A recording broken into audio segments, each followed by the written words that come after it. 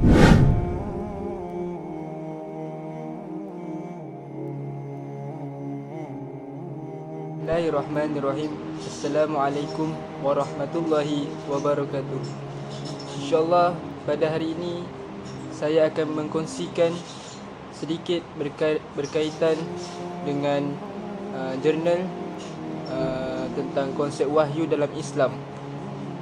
Jadi di sini saya mencari satu jurnal tentang konsep wahyu, suatu analisis pemikiran filosofis, dan penulisnya adalah J. Juwaini, dan nama jurnalnya pula adalah Substantia Jurnal Ilmu-Ilmu Usuluddin.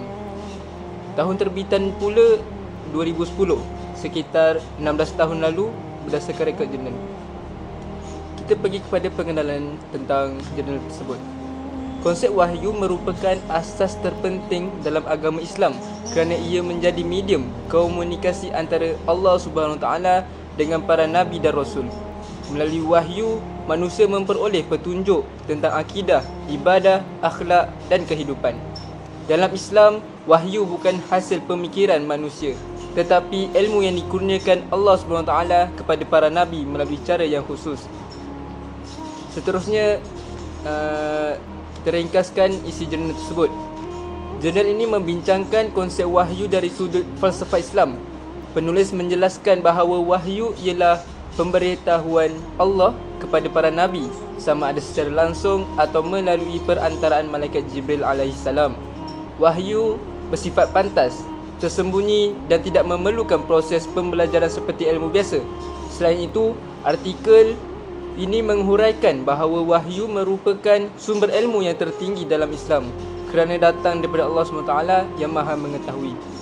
Penulis tersebut turut membandingkan sumber ilmu melalui akal dan wahyu.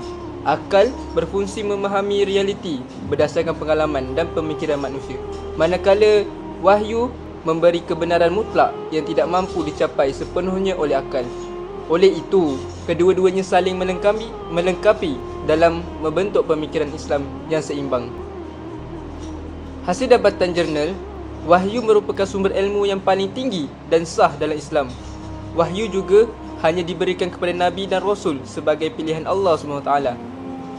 Akal manusia mempunyai batasan dan memerlukan bimbingan wahyu untuk mencapai kebenaran yang sempurna.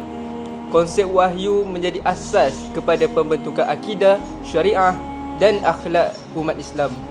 Jadi kesimpulan secara keseluruhannya, jurnal ini menegaskan bahawa wahyu merupakan sumber utama dalam Islam yang membimbing manusia ke arah kebenaran.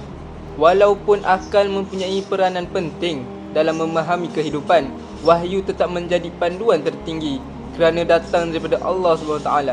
Oleh itu, umat Islam perlu memahami konsep wahyu dengan betul agar dapat menghayati ajaran Islam secara menyeluruh. Alhamdulillah, di situ saja ringkasan jurnal kita. Sekian, terima kasih.